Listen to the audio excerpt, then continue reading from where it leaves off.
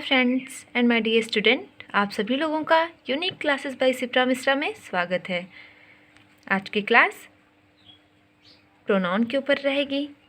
पिछली वाली क्लास में हम लोग पर्सनल प्रोनाउन के बारे में पढ़े थे। आज सेकंड प्रोनाउन रिफ्लेक्सिव प्रोनाउन के बारे में हम लोग पढ़ेंगे। रिफ्लेक्सिव प्रोनाउन को हिंदी में निजवाचक सर्वनाम कहते हैं। निजवाचक सर्वनाम, निज मतलब अपना, खुद। तो रिफ्लेक्सिव प्रोनाउन में जब कोई कार्य हो रहा हो और उसका प्रभाव स्वयं कर्ता पर या सब्जेक्ट पर पड़े, उसे क्या कहेंगे? Reflexive pronoun. तो चलिए हम लोग डिफिनीशन देख लेते हैं। These pronouns reflect the action of the verb on the subject itself. फिर से देख लेते हैं। These pronouns reflect the action of the verb on the subject itself. इसके कहने का मतलब ये है कि जब कोई कार्य हो रहा हो और उसका प्रभाव स्वयं कर्ता पर पड़े, कर्ता पर पड़े, सब्जेक्ट पर पड़े, तो उसको क्या कहेंगे? Reflexive pronoun. रिफ्लेक्सिव प्रोनाउन में चलिए हम लोग देख लेते हैं। कुछ वर्ड होते हैं जो रिफ्लेक्सिव प्रोनाउन होते हैं। तो चलिए हम लोग देख लेते हैं। पहला क्या है? पहला माई सेल्फ। क्या है? Myself, ourselves, yourselves, yourselves, himself, herself, itself and themselves are known as reflexive pronoun. फिर से देख लेते हैं। The pronouns myself, ourself, yourself, yourselves, himself, herself, itself and themselves are known as reflexive pronoun. तो चलिए example देख लेते हैं। एग्जाम्पल देखेंगे तो बेहतरीन तरीके से आप लोग सभी लोगों को समझ में आएगा। एग्जाम्पल में क्या है? He spoiled himself. He means उसने, spoiled means बर्बाद कर लिया, spoiled means बर्बाद कर लिया, himself means अपने आप को। he के साथ him का प्रयोग होगा। जैसा कि हम लोग पिछली वाली वीडियो में आप लोगों को बता चुके हैं कि he के साथ किसका प्रयोग होगा? she के साथ। अगर यहीं पे रहता she spoiled तो him की जगह पे क्या हो जाएगा? herself। she spoiled herself। यहाँ पे क्या है? किसी मेल की बात हो रही है तो ही स्पॉइल्ड हिमसेल्फ। उसने अपने आप को बर्बाद कर लिया। सेकंड देखते हैं। You hurt yourselves. You means तुम, हर्ट मीन्स चोट पहुँचाते हो या तुमने, यू मीन्स तुमने, हर्ट मीन्स चोट पहुँचाना, योर सेल्फ मीन्स स्वयं को। तो इसकी हिंदी हो जाएगी यू, इसकी हिंदी क्या हो जाएगी? इंग्लिश है you hurt yourselves. Hindi हो जाएगी तुमने अपने आप को चोट पहुंचाया। सेकंड क्या है? We ruined ourselves. We ruined ourselves. इसका क्या हो जाएगा? वी मीन्स हम, रून्ड मीन्स बर्बाद कर लिए। यहाँ पे वी है तो यहाँ पे हम प्लूरल के लिए यूज करेंगे तो हम लोगों बोलेंगे। हम लोगों ने, रून्ड मीन्स बर्बाद कर लिया, आवर सेल्फ मीन्स अपने आप को। हम लोगों ने अपने आप को बर्बाद कर लिया। देखिए अब फोर्थ देखते हैं। They fought among themselves. They means way, fought means लड़े, अमॉन्ग देमसेल्व्स मीन्स आपस में, वे लोग आपस में लड़े। तो ये रिफ्लेक्सिव प्रोनाउन हो गया। रिफ्लेक्सिव प्रोनाउन को निजवाचक सर्वनाम कहते हैं। इसका प्रभाव स्वयं पर पड़ता है या कर्ता पर पड़ता है या सब्जेक्ट पर पड़ता है। इसकी डिफिनीशन होती है these pronouns reflect the action of the verb on the subject itself. इसमें वर्ड होते हैं myself, ourselves, yourself, yourselves, himself, herself, itself and themselves. Example हम लोग देख ही लिए हैं। अब चलिए हम लोग तीसरा प्रोनाउन पढ़ते हैं। तीसरे प्रोनाउन का क्या नाम है? Relative pronoun. क्या नाम है? Relative pronoun. रिलेटिव प्रोनाउन को हिंदी में क्या कहते हैं? रिलेटिव। अच्छा ये बताइए, रिलेटिव तो हम लोग नहीं कहते हैं कि ये हमारे रिलेटिव हैं, मतलब संबंधी हैं। तो यहाँ पे क्या हो गया? Relative pronoun. तो क्या हो गया? संबंधवाचक सर्वनाम। हिंदी में इसको क्या कहेंगे? संबंधवाचक सर्वनाम। तो चलिए इसकी भी हम लोग डिफिनीशन देख लेते हैं। The relative pronouns stand instead of a noun and also join sentence. फिर से देख लेते हैं। फिर से हम लोग क्या देखेंगे? इसकी डिफिनीशन हम लोग फिर से देख लेते हैं। क्या है? The relative pronouns stand instead of a noun and also joins sentence.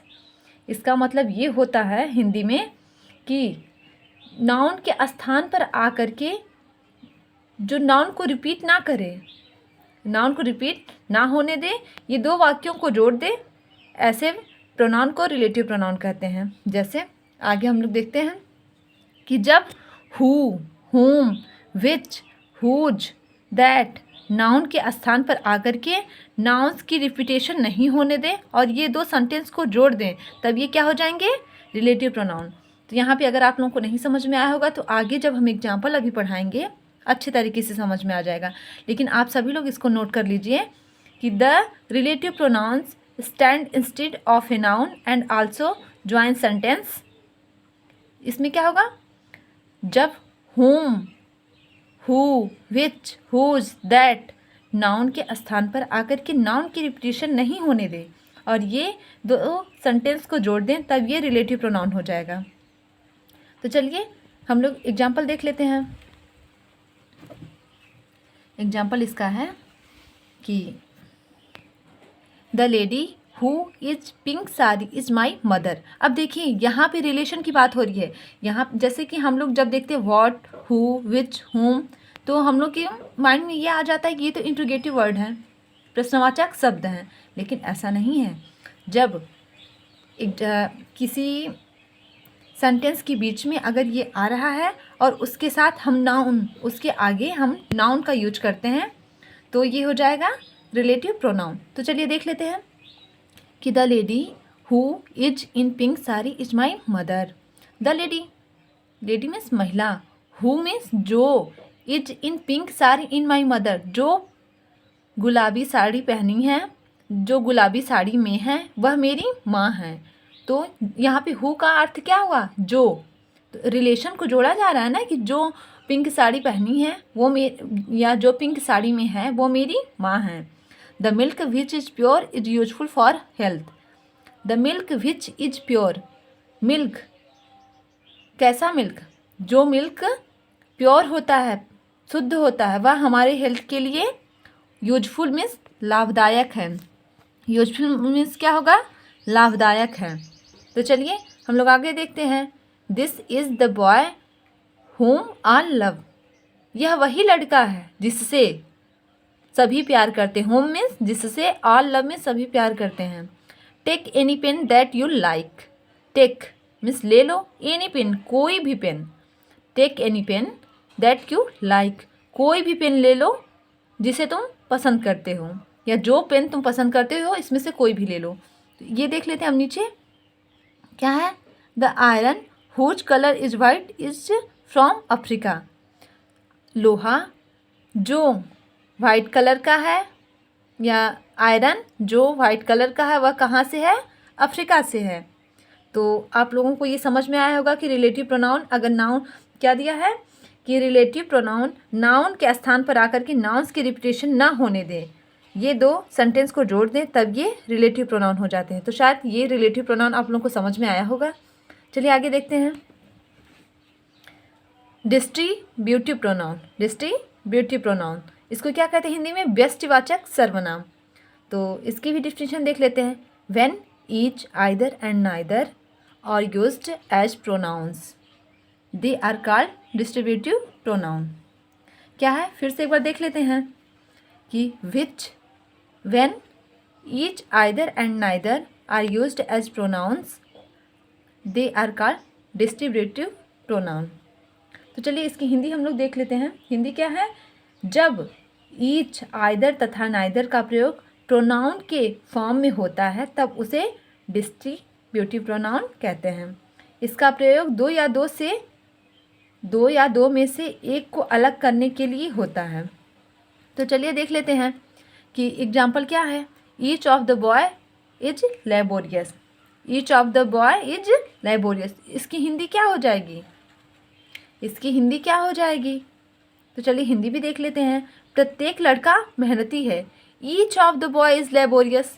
Each means प्रत्येक, बॉयज़ मीन्स लड़के, लेबोरियस मीन्स मेहनती। प्रत्येक लड़का या प्रत्येक लड़के मेहनती हैं। आइदर, अब सेकंड देखते हैं, either of the two pens will do. क्या है? Either of the two pens will do, दोनों में से किसी कलम से काम चलेगा, या दोनों में से किसी भी पेन से काम चल जाएगा। सेकंड देखते हैं, neither of the to houses is safe. Neither of the to houses is safe, इसका क्या हो जाएगा? दोनों में से कोई भी घर सुरक्षित नहीं है। नाइदर का प्रयोग नहीं के लिए होगा, नाइदर का प्रयोग नहीं के लिए होगा। तो चलिए आगे देखते हैं, the two brothers love each other.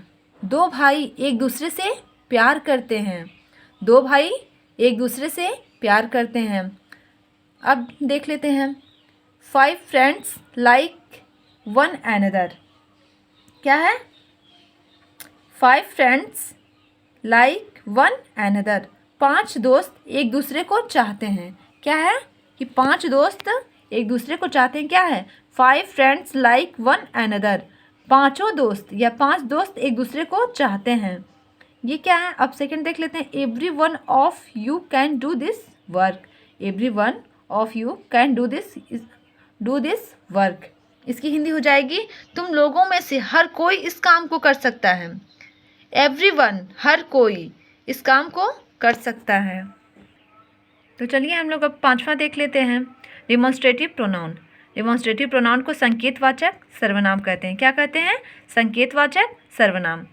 इसका मतलब यह है कि इंडिकेट किया जाएगा, इस प्रोनाउन में इंडिकेशन की बात की जाएगी। तो चलिए आगे देखते हैं इसकी definition. Demonstrative pronoun point out the pronoun, demonstrative pronouns point out the persons or things for which they stand. क्या है? कि demonstrative pronouns point out the persons or things for which they stand, इसकी हिंदी क्या हो जाएगी? पहले आप लोग अच्छे तरीके से इसको देखिए कि डिमॉन्स्ट्रेटिव प्रोनाउन की हिंदी क्या होती है? संकेतवाचक सर्वनाम। क्या होती है डिमॉन्स्ट्रेटिव प्रोनाउन की? संकेतवाचक सर्वनाम।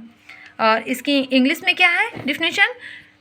Demonstrative pronouns point out the persons or things for which they stand, इसकी हिंदी हो जाएगी, जिस प्रोनाउन का प्रयोग किसी व्यक्ति या वस्तु को सूचित, इंगित, निर्देशित करने के लिए होता है या प्रयोग किया जाता है, उसे क्या कहते हैं?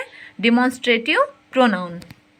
तो चलिए डिमॉन्स्ट्रेटिव प्रोनाउन को देख लेते हैं कि इसमें कौन से वर्ड रहेंगे जिससे हम पहचान जाएंगे कि ये डिमॉन्स्ट्रेटिव प्रोनाउन है। दिस, दैट, दिस तथा दोज। दिस मीन्स यह, दैट मीन्स वह, दिस मीन्स ये, दोज मीन्स वे। ये सब मुख्य रूप से क्या है? Demonstrative pronoun. तो अब चलिए एग्जाम्पल में ये सबसे बेहतरीन तरीके से आप लोगों को समझ में आएगा। क्या है? दिस इज ए बैग, यह एक बैग है। किसी भी सामने बैग रखा हुआ है, सामने बैग रखा हुआ है, उसको इंगित किया जा रहा है कि यह एक बैग है। उसको क्या कहते हैं? संकेत के रूप में उसको बताया जा रहा है कि यह एक बैग है। देख लेते हैं आगे, दैट इज ए बॉय, वह एक लड़का है। किसी लड़के को दिखा करके बोला जा रहा है कि वह एक लड़का है। दीज आर एप्पल्स, ये सेब हैं। ढेर सारे सेब जहाँ पे रहेंगे वहाँ पे अब सेबे नहीं बोलेंगे, यहाँ पे हम दीज का प्रयोग करेंगे। दीज आर एप्पल्स, ये सेब हैं। तो यहाँ पे ये भी आ गया प्लूरल में, ढेर सारे जहाँ पे रहेंगे, कोई एक चीज़ रहती है तो उसको सिंगुलर कहते हैं। जब वहाँ पे ढेर सारी चीज़ें रहती हैं, ढेर सारे लोग रहेंगे तो उसको प्लूरल बोलेंगे। तो देखिए नीचे देख लेते हैं, और those are bananas, those are bananas, ये क्या हो जाएंगे? वे, बनानाज मीन्स केले हैं, वे क्या हैं? केले हैं। कहीं पे टोकरी में केला रखा हुआ है तो ढेर सारे अगर वहाँ पे केले हैं, एक केला नहीं, एक से अधिक जब वहाँ पे केला है तो उसको क्या कहेंगे? दो जार बनानाज, वे केले हैं। तो ये तो हो गया डिमॉन्स्ट्रेटिव प्रोनाउन। अब आगे डिमॉन्स्ट्रेटिव एडजेक्टिव के भी बारे में जान लेते हैं कि डिमॉन्स्ट्रेटिव एडजेक्टिव होता क्या है। तो देखिए नोट में दिया गया है, यदि demonstrative pronoun this, that, this, those ये जो है एडजेक्टिव के रूप में आएंगे तो हम लोग कैसे इसका यूज करेंगे देख लेते हैं। दिस चेयर इज माइन, कोई चेयर रखी हुई है, उसको बताया जा रहा है कि दिस चेयर इज माइन, यह चेयर मेरी है। ठीक है। अच्छा ये बताइए इसे एक बार देख लेते हैं, एक बार हम लोग फिर से देखते हैं कि यदि demonstrative pronoun this, that, this, those के साथ कोई नाउन आ जाए, इसके साथ क्या आ जाए, कोई नाउन आ जाए, तो ये डिमॉन्स्ट्रेटिव एडजेक्टिव का काम करने लगते हैं। यहीं पे इनके साथ अगर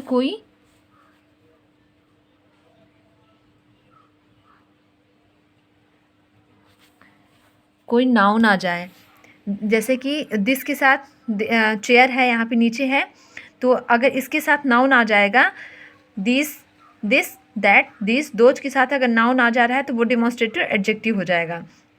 तो चलिए देख लेते हैं। दीज चेयर, तो देखिए चेयर यहाँ पे नाउन है ना। नाउन की डेफिनेशन क्या होती है? किसी वस्तु, स्थान, नेम, इन सब मतलब कोई भी चीज़ है उसको हम क्या कहते हैं? नाउन कहते हैं। तो यहाँ पे चेयर क्या है? नाउन है। टेबल क्या है? नाउन है। बर्ड क्या है? नाउन है। चिल्ड्रन क्या है? नाउन है। यहाँ पे कोई नेम भी आ जाएगा, जैसे राम, श्याम, घनश्याम, सीता, गीता, कुछ भी आ जाए, कोई भी नाम नेमिंग वर्ड है वो सब क्या हो जाएंगे? नाउन। तो देख लेते हैं कि दिस चेयर इज माइन, यह चेयर मेरी है। तो यहाँ पे ये डिमॉन्स्ट्रेटिव एडजेक्टिव का काम कर रहे हैं, डिमॉन्स्ट्रेटिव एडजेक्टिव का काम कर रहे हैं। अगर नाउन लग गया है तो ये हो गया डिमॉन्स्ट्रेटिव एडजेक्टिव। जैसे है कि that table is yours, that means वह, टेबल मीन्स टेबल या स्टूल भी उसको बोलते हैं, लेकिन टेबल यहाँ पे बेटर है। आप लोग बोलिए कि वह टेबल आपका है।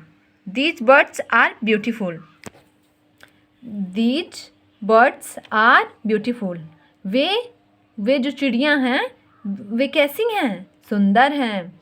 दो चिल्ड्रन आर नटी, वे बच्चे कैसे हैं? नॉटी मीन्स शरारती हैं। लुक एट दिस वॉच, इस वॉच में, इस घड़ी को देखो। लुक एट दिस वॉच, इस घड़ी को देखो। तो ये क्या हो गया? डिमॉन्स्ट्रेटिव एडजेक्टिव हो गया।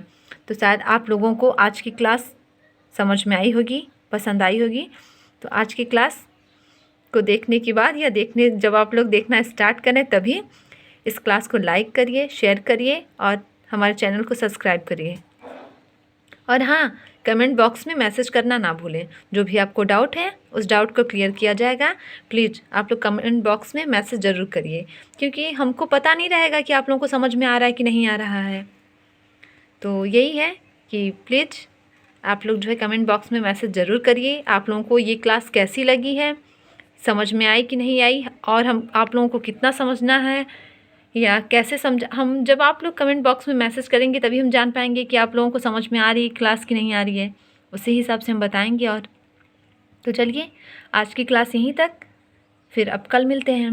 लेकिन हाँ, जाने से पहले बता रहे हैं कि आज प्रोनाउन आपका ख़त्म हो गया है। तो प्रोनाउन के बाद आप लोग बताइए पार्ट ऑफ स्पीच में क्या है। पहला क्या था? नाउन। दूसरा प्रोनाउन। अब तीसरा क्या है? तीसरा क्या है? क्या है? एडजेक्टिव। तो अगली वाली क्लास किसके ऊपर रहेगी? एडजेक्टिव के ऊपर। तो चलिए आप लोग लाइक करिए, शेयर करिए, सब्सक्राइब करिए, कमेंट करिए। तब तक के लिए हम अब चलते हैं। आप सभी लोगों को थैंक्स।